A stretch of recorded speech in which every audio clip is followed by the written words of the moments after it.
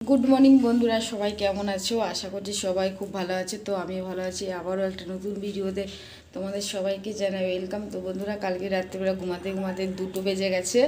তো বুঝতেই পেরেছো পুজো হলে যা হয়। তো এখন উঠেছি আমি সকাল 9:30। তো এখন ঠাকুর বরণ করব। তো আর এখানের নিয়ম পুরো মানে অন্যরকম। তো আমি এখন ঠাকুর বরণ করে বাড়িতে থাকতে হবে, গঙ্গায় যেতে পারবো না, এটাই নাকি নিয়ম। তো আমি জানি না। তো চলো ঠাকুর বরণ করবো, সঙ্গে থাকো, তোমরা ভিডিওটা দেখো। তো বন্ধুরা দেখো, আমি এবার চলে এসেছি মায়ের পুজো যেখানে হয়েছে সেখানে চলে এসেছি। আর আরেকটা সত্যি কথা বলবো, কালকে আমাদের বাড়িতে সবাই এসেছিলো, ভীষণ ভালো লেগেছিলো। আর আজকে দেখো বাড়িটা পুরো ফাঁকা হয়ে গেছে, মানে এত খারাপ লাগছে। আর কি বলবো তোমাদেরকে, কিছু করার নেই, মা আসবে আবার যাবে, এটাই বাস্তব। তো যাই হোক বন্ধুরা, দেখো কালকে এখানে মানে ভোগের রান্না হয়েছিল, সেই বাসনপত্র সব রয়েছে, এগুলো সব আমি একটা একটা করে মাজবো। একদিন পর থেকে মাজবো, যেহেতু কালকে খাওয়া ছিল না, সে ঠিকঠাক ঘুমও হয়নি। তো 2 দিন রেস্ট নেওয়ার পরে এগুলো সব মেজে আবার রাখবো জায়গায়। আর আমার শাশুড়ি মা সব এই বাসনপত্র কিনে রেখেছিল পুজোর। তো যাই হোক, এবার তোমাদেরকে একটা কথা বলছি, এই দাদাকে দেখতে পাচ্ছ, এই দাদাই আমাদের এই পুজোতে সব কাজ করেছে। মানে কি বলবো, ঠাকুরের মানে কেনাকাটার থেকে ধরে সব কিছুই করেছে। আর সঙ্গে দিদি ওই ঠাকুরের মানে গোছানো থেকে সব কিছু করেছে, সাজানো গোছানো সবই করেছে, আমি তো কিছুই পারি না। তো আর সত্যি কথা, আমি তো আগে কোনো দিন মায়ের পুজো করিও নি, আর আমি জানিও না, এটাই সত্যি কথা। আর এই দাদা একজন পুরোহিত। তো উনি কালী পুজোর থেকে সব রকম পুজো উনি করান। তা দেখো এখন সকালবেলা চলে এসছে দাদা, যেহেতু কালকে সারা রাত, মানে সারা রাত বলতে কি সকাল থেকে পুরো যতক্ষণ পুজো হয়েছিল, পুজো শেষ যতক্ষণ হয়নি ততক্ষণ এই দাদা আমাদের বাড়ি থেকে যায়নি। দাদা অনেক করেছে সত্যি, দাদা না থাকলে আমাদের পুজোটা সম্পূর্ণই করতে পারতাম না। তো যাক, ভালোই হয়েছে। তো এখন দেখো আবার এখন খই নিচ্ছে, খই নাড়ু আর নিচ্ছে দই আর মিষ্টি একসঙ্গে এখন দাদা মাখছে। তো যাই হোক, আমাকে বলছে তুমি দাঁড়িয়ে থাকো। তো আমি পাশে দাঁড়িয়েছিলাম, আর দাদা এগুলো সব পরিষ্কার করছে, যে দেখো সব কিছু নিয়ে সুন্দর করে মাখবে। তো আমি তো দাঁড়িয়ে দাঁড়িয়ে দেখছিলাম। দেখো এটা মেখে তারপরে ঠাকুরকে খাওয়ানো হবে। আর দেখো খুব সুন্দর করে মারছে। আর এই দাদা পুরোহিত, তোমাদেরকে বললাম না, দাদা একজন পুরোহিত, তার জন্য ঠাকুরের কাজ এত সুন্দর করে জানে। আমি তো কিছুই জানি না। সে আজকে বাড়িতে পুজো হয়েছে, আবার কবে হবে, কবে মা আসবে, তার কোনো ঠিকানা নেই। আর আরেকটা কথা তোমাদেরকে বলবো, সে বাবা তো 50 বছর আগে মানত করেছিল, সেই মানত ফলেছে, তারপরেই বাড়িতে পুজো হলো, মানে সবটাই মার ইচ্ছা।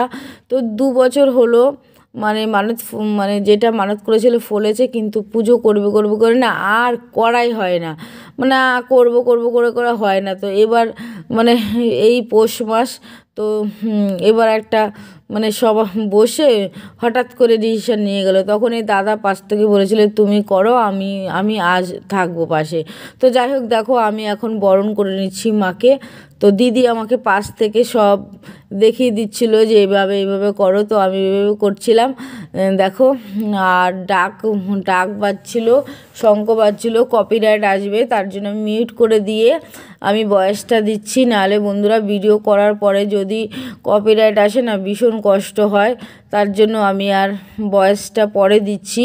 তো দেখো খুব সুন্দর, মানে এত ভালো লাগছিল না কি বলবো। কিন্তু সত্যি কথা, ভালো লাগার মধ্যেও আমার কষ্ট লাগছিল, মা চলে যাবে, একদম বাড়িঘর ফাঁকা করে দিয়ে, কিছু করার নেই।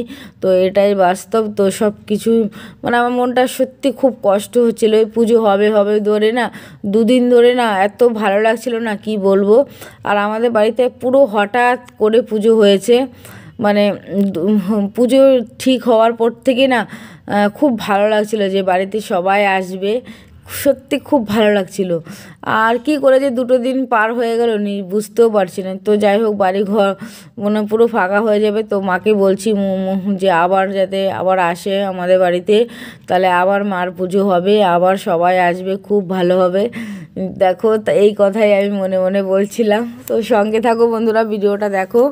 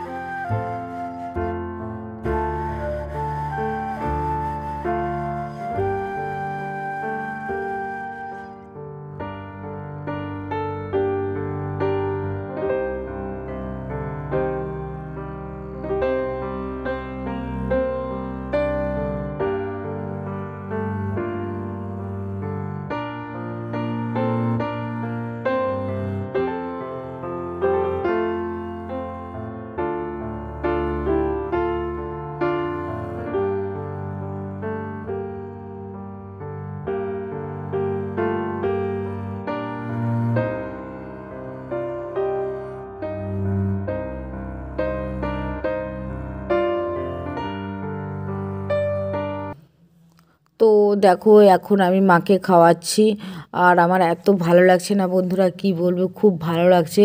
তো তো যাই হোক বন্ধুরা, মাকে বলছি মনে মনে যাতে মা আমাদের বাড়িতে আবার আসে, জানি না কবে আসবে। তো সত্যি বলছি তোমাদেরকে বন্ধুরা, যতটা ভালো লাগছে ঠিক ততটাই খারাপ লাগছে। তো যাই হোক বন্ধুরা, কি করব বলো, কিছু করার নেই, এটাই বাস্তব। মা আসবে আবার যাবে। তো আর আমি গঙ্গায় তো যেতেই পারবো না। তো আমার আমার পর্ব শেষ, আমি নমস্কার করে নিলাম। তো নমস্কার করে নিলাম, তো আরেকটা নিয়ম আছে সেটা আমি এখন করব। তো দেখো আমি এখন আঁচল পেতেছি। তো তারপরে এই দিদি আমাকে বলছিল নিয়ম করতে, সেই নিয়মগুলো এখন করছি। দিদি আমাকে চাল দেবে, চাল দিয়ে আঁচল পেতে চালটা নিয়ে চলে যাব। আর মায়ের মুখ দেখতে পারবো না। তো দেখো ওই যে চলে গেলাম, আর মায়ের মুখ দেখতে পারলাম না। তো যাই হোক, দেখো এবার আমি হাত মুখ ধুয়ে চলে এসেছি খেতে। দেখো আলু সেদ্ধ আর শসা দিয়ে ভাতটা খেয়ে নেব। তো বন্ধুরা, ভিডিওটা এখানে শেষ করলাম। ভালো থেকো সবাই, সবাইকে ধন্যবাদ এতক্ষণ ভিডিওটা দেখার জন্য।